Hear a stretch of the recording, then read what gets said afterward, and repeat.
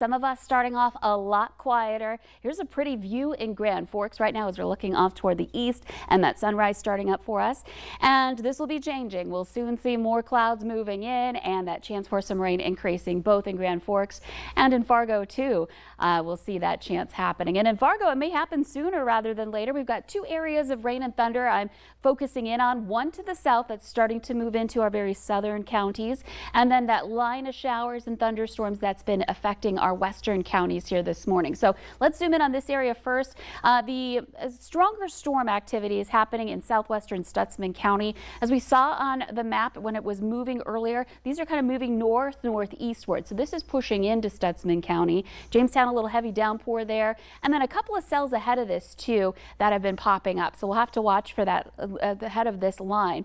And then the line does stretch all the way up toward Langdon. Devil's Lake's been getting some rain in that area. Now looking to the south, here's that movement you can see basically going right up I-29. We've got a cluster of rain and thunder. This is moving towards Sisseton right now. Eventually it's going to cross over that state line and move into southeastern North Dakota and affect our counties right along the border there in Minnesota too. So that's the rain right now. Not severe. I'm not expecting severe until later, but certainly a good shower, a good downpour, just what we want to see.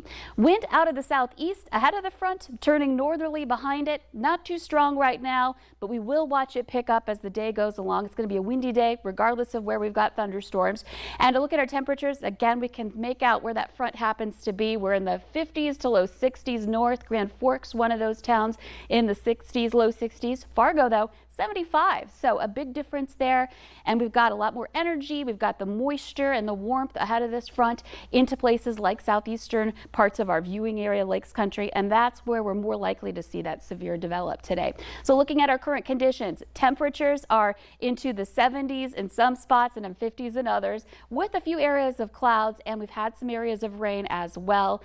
And our planner again, those temperatures don't change much at all. We're looking at some numbers just basically staying into the 70s with increasing chances for some rain and thunder. So today, a varying day depending on where you are, but all of us have the chance for rain and all of us will see that wind too. So here's a look at our hour by hour planner. We're going to have some strong winds this morning, the rain and thunder to the west, some of that rain moving in from the south. So Fargo, next couple of hours, perhaps right around drive time at 9 o'clock, we may be dealing with an ongoing rain or thunder shower.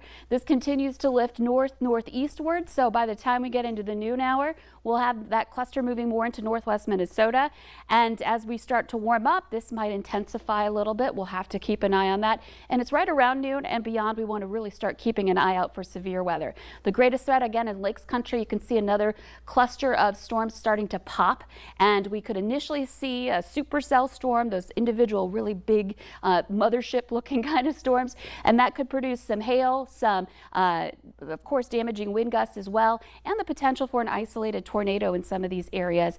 Eventually this may evolve as we move through time. This is 5 o'clock. This may evolve into a squall line and that would be a damaging wind threat as that races off to the northeast. There could be another round stretching back over toward Devil's Lake of some heavy rain, and that's an area that's going to see quite a bit of rain with this event, and that will continue to lift to the north and east. So eventually we'll just see that wraparound moisture with this, and the severe threat will end into the late night hours. So we're looking at some rain out to the north and west by midnight. The rest of us really quieting things down as we head into the overnight hours. Here's a look at our severe weather risk. Again, slight risk for those of us in the southeast, and we've got all hazards possible for us here. We're looking at the threat for hail, damaging wind gusts, an isolated tornado, and even the potential for some flash flooding in those areas with heavy rainfall rates. That could lead to some fast runoff in some places and end up in your streets and hopefully not causing too much in the way of flooding. We want that to soak in, right? But when it falls that fast, it's kind of hard to make that happen. Sunday, another chance for some storms, so you're going to want to watch all weekend. Okay, thank you, Lisa. Let's